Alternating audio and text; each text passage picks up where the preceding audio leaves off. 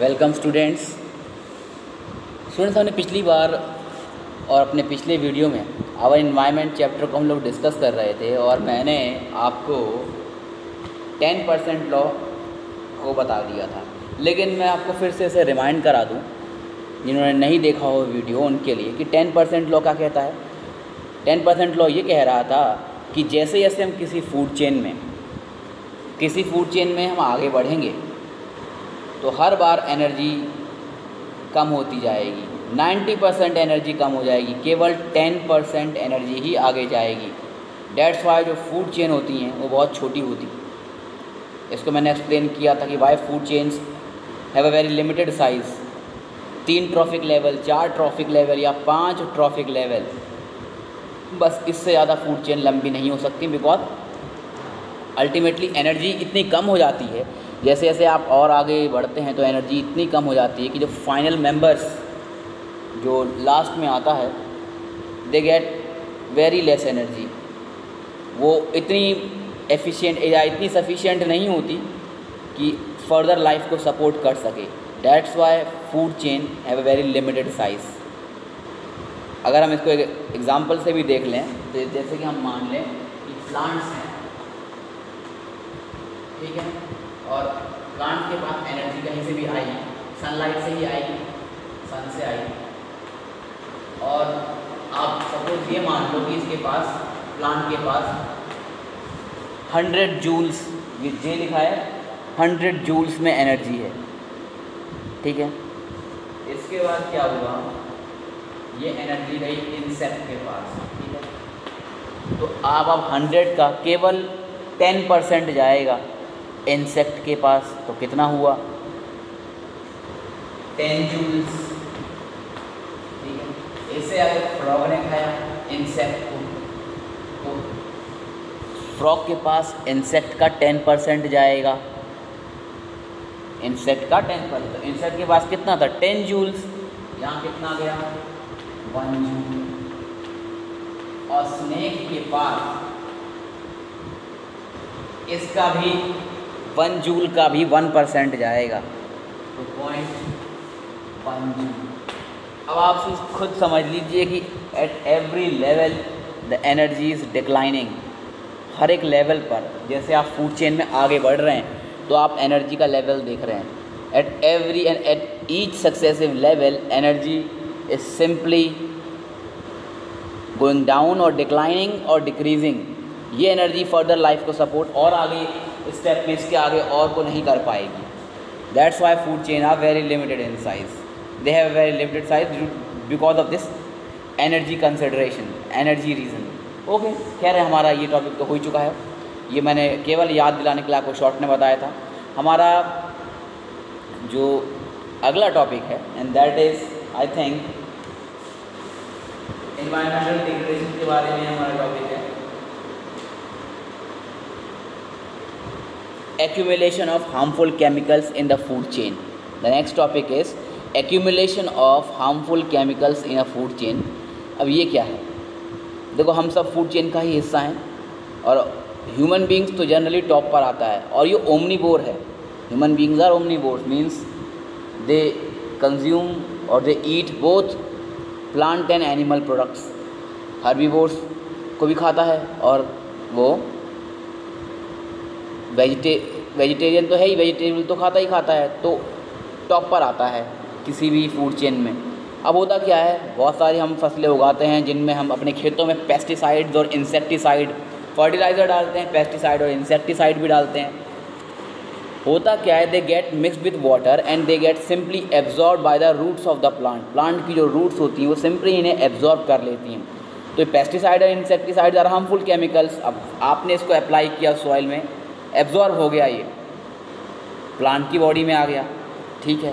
अब प्लांट को किसी हर्बीवोर या हम ही लोगों ने खाया, कोई बात नहीं, इंसान ने खा लिया या किसी और भी एनिमल ने खाया, तो ये उसकी बॉडी में भी जाकर क्या हो जाता है, एक्यूमुलेट हो जाता है।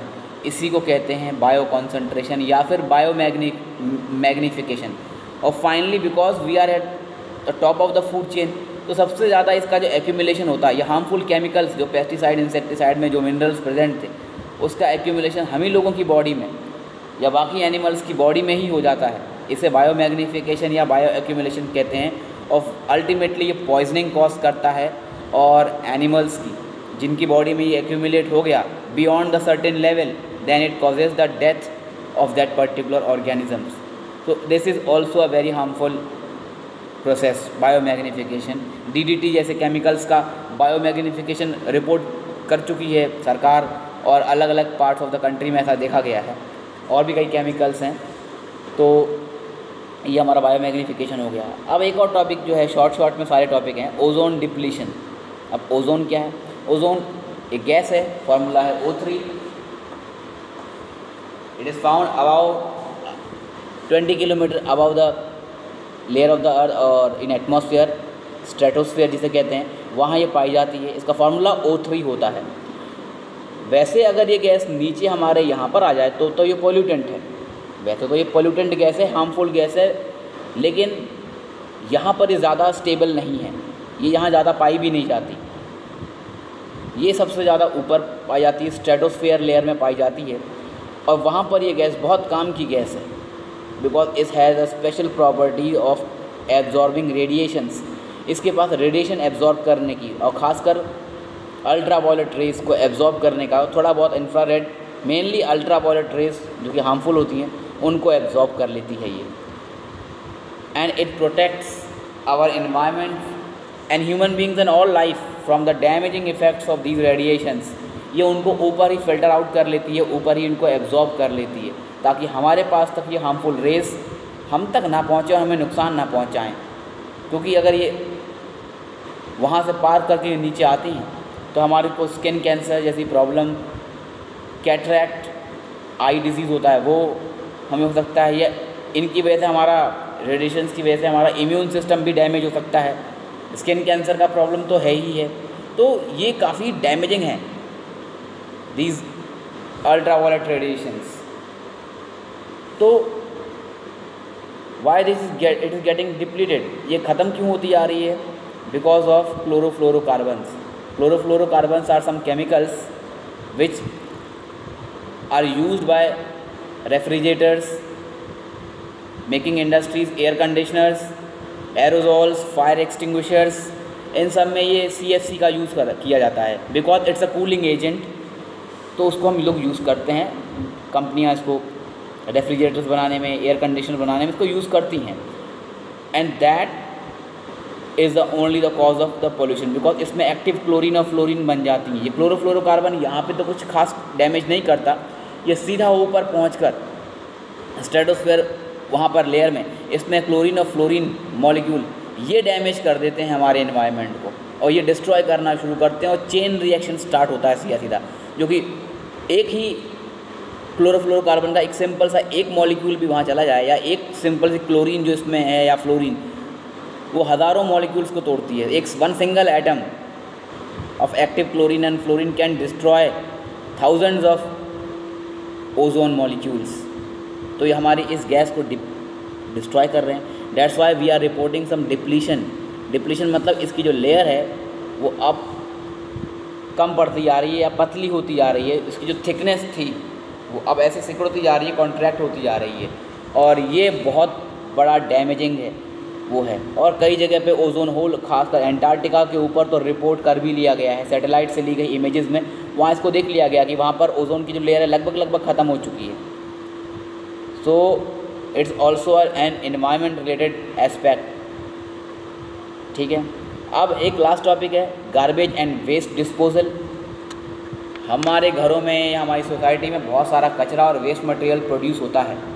ह्यूमन बींग्स बहुत सारा वेस्ट प्रोड्यूस करते हैं। डोमेस्टिक वेस्ट अलग होता है, सीवेज और इंडस्ट्रियल वेस्ट, बहुत सारे वेस्ट होते हैं जिनका एक्यूमुलेशन जो हमारे एनवायरनमेंट में लगातार इकट्ठा होते आ रहे हैं। Plastic, polythene, paper, vegetable, fruits, food article, leather, means बहुत सारा ऐसा वेस्ट मटेरियल है जो इकट्ठा, जिसे हम गार्बेज या रबिश कहते हैं या वेस्ट मटेरियल कहते हैं, वो इकट्ठा हो रहा है। अब इतनी बड़ी पॉपुलेशन है तो उसी हिसाब से वेस्ट भी एक्यूमुलेट होगा।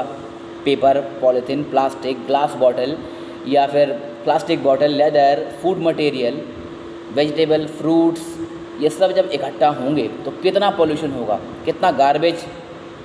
तो आज ये भी एक बहुत बड़ी साइंस है कि now we have to learn about managing our garbage. तो इसके लिए भी बहुत हमें वो करना पड़ता है कि गार्बेज इतना सारा जो प्रोड्यूस हो रहा है कि how we will manage that, हम उसे कैसे मैनेज करेंगे। तो उसे मैनेज करने का तरीका ये है कि उसमें कुछ स्टेप्स बताए गए हैं, कुछ सिंपली कुछ प्रोसेस हैं या कुछ तरीके हैं। By following them we can just reduce the level of production of these waste material. That is first is recycling. Recycling में कुछ नहीं, हम उसको सिंपली कलेक्ट करके मेल्ट करके वापस नए, जैसे प्लास्टिक है, ग्लास है, मेटल ऑब्जेक्ट्स हैं, तो इनको रिसाइकिल इंडस्ट्रीज में भेज दिया जाता है, जहाँ से इनको वापस प्रोसेसिंग करके इनको मेल्ट करके फिर से नया ऑब्जेक्ट, नया आर्टिकल क्रिएट कर लिया जाता है। That is known as recycling. इसके अलावा एक होता है कंपोस्ट बना लिया जाए, कि जो भी ऑर्गेनिक वेस्ट मटेरियल हो, ह्यूमन वेस्ट हो, वेजिटेबल हो और फीसिस एक्सक्रीटा हो, चाहे वो एनिमल्स का हो या ह्यूमन हो, उसको डंप कर दिया जाता है। तो उसको हम उससे बायोगैस मैन्योर बना सकते हैं। That is known as composting. इसके अलावा इंसेनरेटर्स भी आते हैं। Incinerators are the metal furnaces where lot of solid waste material are burn. तो वो ऐसे सॉलिड फर्नेस होती है जिसमें बहुत सारा वेस्ट मटेरियल हम रख के सिंपली उसको बर्न कर देते हैं और 1000 डिग्री के अराउंड पर उसको हीट किया जाता है और सारा वेस्ट वेपराइज हो जाता है almost, and we get a very small और very little amount of ash left behind. वो सब इंसेनरेटर में किया जाता है। तो उसमें 1000 डिग्री पे, बहुत हाई टेम्परेचर पे सभी वेस्ट मटेरियल को हीट अप करके डिस्ट्रॉय कर दिया जाता है। ठीक है, तो ये भी तरीका है। लैंड फिलिंग एक तरीका है कि जब बहुत सारा गार्बेज प्रोड्यूस हो रहा हो, जैसे सिटी में प्रोड्यूस होता है, सिटी में तो वेस्ट बहुत ज़्यादा प्रोड्यूस होता है शहरों में, तो उसको लो लाइंग एरियाज़ में, शहर से दूर कहीं बाहर किसी गड्ढे में या किसी निचले इलाके में जहाँ पे गहराई हो, वहाँ पे डंप कर दिया जाता है। फिर उसके ऊपर सॉइल, मिट्टी से डाल वाल के उसको कवर कर दिया जाता है। तो इस तरीके से भी हम वेस्ट एक्यूमुलेशन को कर सकते हैं, प्रॉब्लम को सॉल्व कर सकते हैं। इसके अलावा जो एक और लास्ट मेथड है वो है सीवेज ट्रीटमेंट प्लांट। बहुत सारा वेस्ट मटेरियल जो घरों से निकलता है, जिसमें human waste, human excreta, urine और बहुत सारा फालतू का मटेरियल जो प्रेजेंट हो, उसे हम सीवेज कहते हैं। अब इस सीवेज को हम डायरेक्टली रिवर में या पॉन्ड में नहीं डाल सकते, क्योंकि ये काफ़ी पोल्यूटेड होता है और गंदा भी होता है। तो इसके लिए सीवेज ट्रीटमेंट प्लांट बनाए गए हैं, जहाँ पर इस पूरे वाटर को क्लीन किया जाता है, सारे वेस्ट को सेपरेट किया जाता है। उसमें अलग अलग किस्म के डाइजेस्टर्स लगे होते हैं, वो सारे वेस्ट मटेरियल को डाइजेस्ट कर देते हैं। अल्टीमेटली वाटर क्लीन हो जाता है और वो इतना साफ़ हो जाता है कि फाइनली हम उसको डिस्पोज ऑफ कर सकें, उसको किसी भी फिर नदी नाले में या नदी या किसी भी लेक पॉन्ड में उसको छोड़ा जा सकता है। क्लीन हो जाता है, उसके बाद आप उसको छोड़ दीजिए, तब कोई प्रॉब्लम नहीं है। But before that it must be treated properly. That is known as sewage treatment plant. इसमें जनरली लिक्विड वेस्ट ट्रीट किया जाता है, क्योंकि हाउस होल्ड वेस्ट है, किचन वेस्ट, बाथरूम वेस्ट और टॉयलेट वेस्ट, ये सब पूरा उसको साफ़ किया जाता है। ठीक है, तो ये हमारा चैप्टर जो है ये ख़त्म हो जाता है। आवर एनवायरनमेंट को हमने ख़त्म कर लिया है। सिंपल सा चैप्टर था। अब हम आगे की वीडियो में मिलते हैं अपने किसी नेक्स्ट चैप्टर के साथ। Thank you students.